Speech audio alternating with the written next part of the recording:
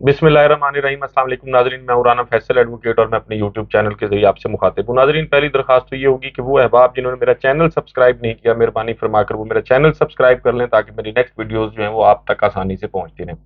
नाज़रीन, आज की वीडियो में बात करेंगे कि पाकिस्तान तहरीक इंसाफ के लिए दो खबरें, एक खुशखबरी है और दूसरी जो है वो खुशखबरी नहीं है, और वो दोनों क्या हैं उस पर आपसे बात करते हैं। पहली तो बात ये है कि कल काशिफ अब्बासी साहब के प्रोग्राम में ख्वाजा आसिफ आए हुए थे और ख्वाजा आसिफ ने बहुत सारी वहाँ बातें की हैं, और वो बयानिया जो इमरान खान साहब का था उस बयानिए की ख्वाजा आसिफ ने एक लिहाज से तायद की है, और सिर्फ तायद नहीं की बल्कि ख्वाजा आसिफ जो इस वक्त मुल्क के वजीर दिफा हैं उन्होंने एस्टेब्लिशमेंट पर संगीन इल्जामात लगाए हैं।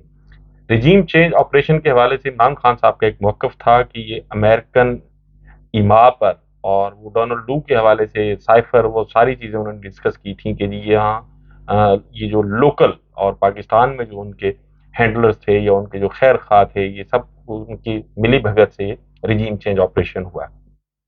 तो कल जो है उनसे ये सवाल किया गया काशिफ अब्बासी साहब की जानिब से, बड़ा वो अच्छा इंटरव्यू है, सवालात उसमें बड़े अहम सवालात किए गए हैं और उनके जवाबात जो हैं वो भी मैं समझता हूँ कि पाकिस्तान की जो सियासी तारीख है उसमें उन्हें याद रखा जाएगा। तो ये सवाल किया गया कि जी नवाज शरीफ साहब को किसने बाहर भेजा? तो इमरान खान साहब ने भेजा था, तो उन्होंने कहा कि जी इमरान खान नवाज शरीफ को मुल्क से बाहर भेज ही नहीं सकते थे, एस्टेब्लिशमेंट ने उन्हें बाहर भेजा है। अब ये इस मुल्क के वजीर दिफा कह रहे हैं, यानी वो बयानिया जो इमरान खान साहब का था वो दूसरे लफ्जों में उसकी तायद हो रही है नवाज शरीफ के बाहर जाने के हवाले से। और फिर उन्होंने एक और बात की कि जी हमें 3 दफा ऑफर हुई, यानी ये रिजीम चेंज ऑपरेशन जो है ये 3 दफा करने की कोशिश की गई। एक दफा 2019 में, फिर 20 में और फिर 21 में। और फिर साथ में ये भी कहा गया कि जी ये जो रिजीम चेंज थे वो अक गए थे और उन्होंने हमसे राब्ता किया। अब कौन अक गए थे और किसने राब्ता किया ये बताने की जरूरत नहीं है, और जाहिर है उनका इशारा एस्टेब्लिशमेंट की तरफ था। तो यानी इमरान खान साहब का वो मौकफ के जी मुझे काम नहीं करने दिया जा रहा था और मेरी राह में रोड़े अटकाए जाते थे और मुझे अपनी मर्जी से और अपने जो पाकिस्तान के जो हालात थे उसके मुताबिक मैं मुझे फैसला करने की मुझे आज़ादी नहीं थी, और बहुत सारे मामलात में मुदाखलत की जाती थी। वो सारी बातें जो हैं उन पे एक किस्म की मोहर तस्दीक सब्त कर दी गई है वजीर दिफा की जानिब से, ख्वाजा आसिफ साहब की जानिब से। और फिर चूंकि बहुत सारे उसमें सवालात हुए तो पाकिस्तान में जो फंडामेंटल राइट्स की वायलेशन थी, तो इस हवाले से भी बात की, उस पर बाद में आती है। लेकिन उसके साथ साथ उन्होंने काशिफ अब्बासी साहब ने ये भी पूछा कि जी ये पाकिस्तान तहरीक इंसाफ जो है वो इलेक्शन लड़ेगी, तो उन्होंने कहा कि जी इलेक्शन पाकिस्तान तहरीक इंसाफ लड़ेगी और पीटीआई का निशान भी होगा। अब ये वजीर दिफा फरमा रहे हैं कि जी पाकिस्तान तहरीक इंसाफ इलेक्शन लड़ेगी और पीटीआई का निशान भी होगा। अब वो दूरियां जो जावेद लतीफ साहब की प्रेस कॉन्फ्रेंस में और ख्वाजा साद रफीक की गुफ्तगू में नजर आती हैं, और जिस किस्म के मतालबात सामने रखे जाती हैं कि जी इदारे जो है वो उनके रिटायर और हाजिर सर्विस जो लोग हैं वो आए, रेड कारपेट नवाज शरीफ का इस्तकबाल हो, तो वो सारी चीज़ों को अगर लिंक किया जाए तो इस्टेब्लिशमेंट के दरमियान और पाकिस्तान मुस्लिम लीग नून के दरमियान जो दूरियां हैं वो शायद शुरू हो गई हैं, क्योंकि नवाज शरीफ जो हैं वो अभी तक उनको मेरा ख्याल है कि ग्रीन सिग्नल नहीं मिला। उनके हवाले से रिजर्वेशन हैं, एस्टेब्लिशमेंट की अपनी रिजर्वेशन है, और नवाज शरीफ साहब खुद भी पाकिस्तान अगर अभी तक नहीं आए तो उसकी रीज़न जो है वो एक ये भी है कि उन्हें जिस तरह वो समझते हैं कि क्लीन चिट मिलनी चाहिए थी, अभी तक नहीं मिली। लेकिन पाकिस्तान तहरीक इंसाफ के लिए इसमें जो अच्छी बात है वो ये है कि इलेक्शन की बात जो है वो वजीर दिफा कर रहे हैं कि जी पाकिस्तान तहरीक इंसाफ इलेक्शन लड़ेगी और पीटीआई का निशान भी होगा। तो फिर उनसे लोगों को टारगेट करने की बात की गई थी कि जब इस तरह टारगेट किया जाएगा, तो उन्होंने कहा कि जी बहुत से लोग हैं जो टारगेट नहीं किए गए। तो फंडामेंटल राइट्स की वायलेशन के हवाले से जब बात की गई तो फिर उन्होंने कहा कि जी मेरी बीवी जो है वो भी 3 साल जो है वो मुकदमात भुगते हैं उसने भी, और वो भी अदालतों में पेश होती रही है। तो फिर उसका उस्मान डार साहब ने ट्वीट के जरिए जवाब दिया है। उन्होंने कहा है कि जो इंसान, ये उनका ट्वीट मैं आपके सामने एज इट इज जो है वो पढ़ रहा हूँ, जो इंसान तोशा खाना की एक अदद बेड शीट पर अपना ईमान बेच दे, उसको चादर और चार दीवारी के तकद्दुस का क्या इल्म। ख्वाजा आसिफ, तुम्हारी बीवी पेशगी अदालती जमानतें करवा कर अदालतों में मुकम्मल प्रोटोकॉल के साथ पेश होती थी। घर तो चलो दूर की बात, तुम बताओ क्या तुम्हारे घर में अदालत में किसी ने तुम्हारी बीवी के बाजू मरोड़े? क्या किसी ने उसे कहा कि शौहर को बुलाओ वरना तुम्हारी इज्जत पर हाथ डालेंगे? क्या किसी मर्द पुलिस एहलकार ने बालों से पकड़ा? क्या किसी ने तुम्हारी बीवी को सड़कों पर घसीटा?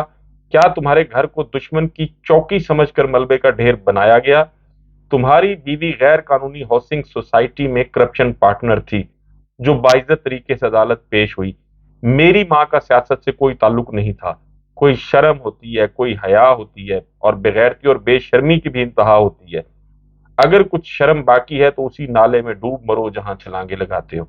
ये ख्वाजा आसिफ साहब जो है वो, उनको जवाब दिया गया उस्मान डार की जानिब से। बहरहाल उसमें और भी बहुत सी बातें थी, लेकिन रिजीम चेंज वाली जो बात है वो फिर ये भी कहा गया कि एस्टेब्लिशमेंट की जानिब से वो बात ये भी आई कि जी हम तो ये समझे थे कि ये निकम्मे हैं, लेकिन ये जो आएंगे ये उनसे भी ज्यादा निकम्मे हैं। तो महसूस ही हो रहा है, अगर जावेद लतीफ साहब की गुफ्तगू को सामने रखें, ख्वाजा साद रफीक साहब की गुफ्तगू को सामने रखें, और फिर जो कुछ कल काशिफ अब्बासी के प्रोग्राम में, वो इंटरव्यू बड़ा दिलचस्प है, बल्कि मैं सजेस्ट करूंगा आपसे कि वो जरूर देखिएगा। और उसके साथ साथ जो एक बुरी खबर है वो ये है कि आज एक बड़ा अहम केस जेर समाअत था सुप्रीम कोर्ट ऑफ पाकिस्तान में मिलिट्री कोर्ट्स के हवाले से। मैं पहले भी अपनी बहुत सी वीडियोस में बात कर चुका हूँ। एक तो उसमें आज जुल्म ये हुआ कि अटॉर्नी जनरल जो हैं और उन्होंने एक लतीफ़ा भी सुनाया, लेकिन उसके साथ साथ गैर मुय्यना मुद्दत तक ये केस मुलतवी हो गया। जस्टिस आज जब अटॉर्नी जनरल साहब ने वो अपील के हवाले से जब बात की गई थी कि इसमें राइट टू अपील होगा या नहीं होगा, तो उन्होंने कहा कि जी हमें इस पे हमने मुशावरत करनी है और हमें वक्त दिया जाए। तो इस वक्त वाली बात से जो है वो बहरहाल चीफ जस्टिस साहब जो थे वो भी एग्री थे कि जाहिर है ये मामला ऐसा है कि इस पर उनको हिदायत भी लेनी है और कानून साजी भी शायद इस पर करनी है। तो जस्टिस मुनीब ने फिर एक बड़ा सवाल किया कि जी आप 1 माह का वक्त मांग रहे हैं, लेकिन 1 माह से कबल आपकी हुकूमत चली जाएगी, तो 1 माह की मोहलत हमें सब यार भी मतलब है। वो अटॉर्नी जनरल साहब, ये उनकी तरफ से एक मजाक ही था कि 12 या 13 नेक्स्ट मंथ अगस्त को ये हुकूमत खत्म हो जाएगी। और आज जब ये मैं वीडियो रिकॉर्ड कर रहा हूँ तो 21 तारीख है, 9 और यानी ये तकरीबन 9 और 12 20 22 दिन 23 दिन बनते हैं, तो 22 23 दिन में तो ये हुकूमत खत्म होगी। उसके बाद निगरान सेटअप ने आना है, तो 1 महीने की मोहलत जो है ये समझ से बाहर है। और फिर आज उस पर ऑब्जर्वेशन आई, लतीफ कोसा साहब ने आज एक बड़ी अच्छी बात की कि उसने कहा, लतीफ कोसा साहब ने कहा कि जो कुछ हो रहा है वो ज़िया के दौर में होता था। तो चीफ जस्टिस साहब ने कहा ये ज़ियाउल हक का दौर नहीं है, ये मार्शल लॉ नहीं है। और आज उन्होंने एक वार्निंग भी एक किस्म की दी कि अगर ऐसा कुछ हुआ तो हम मुदाखलत करेंगे। तो अब ये मदाखलत वाली जो बात है वो पहले तो ज़ाहिर है की गई थी, जब वो रिजीम चेंज ऑपरेशन के हवाले से जो कुछ हुआ था, रात को 12 बजे अदालतें खुली थी और प्रिजन वैन भी आ गई थी, लेकिन वो मदाखलत चीफ साहब की नहीं थी, वो किसी और इदारे की मदाखलत थी। और फिर चीफ उन्होंने ये भी कहा कि जी हम ये 1 माह की जो मोहलत आप मांग रहे हैं इस पर हम मशावरत करने के बाद फिर कोई फैसला करेंगे। तो उसमें जब बाकी बातें हुई तो जस्टिस एजाजुल एहसन साहब जो थे उन्होंने कहा कि सिविलियन पर मुकदमात के लिए आइन में 21 में तरमीम की गई थी। अब वो ज़्यादा 21वीं तरमीम की गई थी, तो अब ऐसी कोई तरमीम क्यों नहीं की जा रही? उसकी रीज़न एक ये भी है कि पार्लियामेंट में इस वक्त अक्सरियत नहीं है कॉन्स्टिट्यूशनल अमेंडमेंट करने के लिए, 228 लोग चाहिए। लेकिन जब शहबाज शरीफ साहब ने एतमाद का वोट लिया था तो शायद उस वक्त 180 वोट उन्हें मिले थे। जस्टिस याहिया अफरीदी साहब ने सवाल किया। अब ये सवाल जो है बड़ा अहम सवाल था, और इस सवाल ने पाकिस्तान में वो लोग जो रूल ऑफ लॉ की बात करते हैं, जो इंसानी हकूक की बात करते हैं, उनको तशवीश में मुब्तला कर दिया। जस्टिस याहिया अफरीदी साहब ने सवाल किया कि क्या आर्मी एक्ट बुनियादी हकूक के दायरे से खारिज है? तो अटॉर्नी जनरल साहब ने फरमाया कि जी हाँ, यहाँ बुनियादी हकूक का इतलाक नहीं होता, या यहाँ जो बेसिक या जो ह्यूमन राइट्स हैं, फंडामेंटल राइट्स हैं, उनकी अ, उनका इतलाक यहाँ नहीं होगा। फिर जस्टिस मुनीब साहब ने कहा कि कोई भी कानून जो है वो बुनियादी तौर पर कानून जो है वो बुनियादी हकूक के तनाजुर में बनना चाहिए। तो लेकिन यहाँ जो मिलिट्री कोर्ट्स के हवाले से बात की जा रही थी, اس میں پھر جو بنیادی حقوق ہیں وہ تو اٹارنی جنرل صاحب نے خود کہہ دیا کہ جی ان کا بنیادی حقوق کا یہاں اطلاق نہیں ہوتا. تو پھر 102 لوگوں کی بات ہوئی کہ جی وہ کہاں ہیں, ان کو 4x4 کے سیل میں رکھا گیا ہے. تو اٹارنی جنرل صاحب نے کہا کہ جی نہیں, ان کو 4x4 کے سیل میں نہیں رکھا گیا, وہ مختلف یونٹس میں ہیں.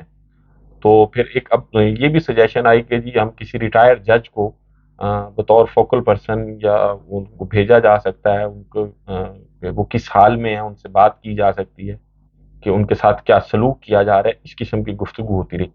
لیکن اس کا نٹ شل یہ ہے کہ وہ لوگ جو میرے جیسے قانون کے طالب علم ہیں, وکلا ہیں, یا وہ لوگ جو پاکستان میں بنیادی طور پر رول آف لا چاہتے ہیں اور آئین کی اور قانون کی سربلندی چاہتے ہیں, اور اداروں کے متعلق جن کی رائے یہ ہے کہ وہ اپنی ڈومین میں رہ کر کام کریں, اپنی جو ان کی کانسٹیٹیوشنل جورسڈکشن ہے اس سے باہر نہ جائیں, بیانڈ دا جورسڈکشن جا کے کوئی کام نہ کریں, ان کو آج سپریم کورٹ آف پاکستان کی آبزرویشن سے اور اس کیس کو انڈیفینٹ پیریڈ کے لیے ایڈجرن کرنے سے مایوسی ہوئی ہے.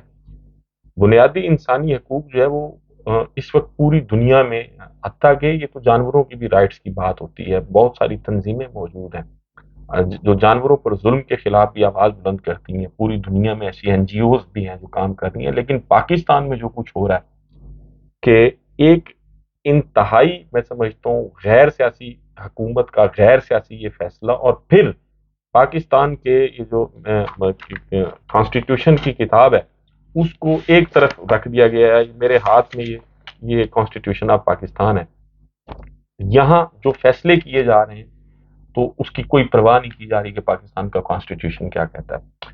کوئی دوسری اس میں بات نہیں ہے کہ پاکستان میں ملٹری کورٹس کی قانونی طور پر کوئی گنجائش نہیں ہے.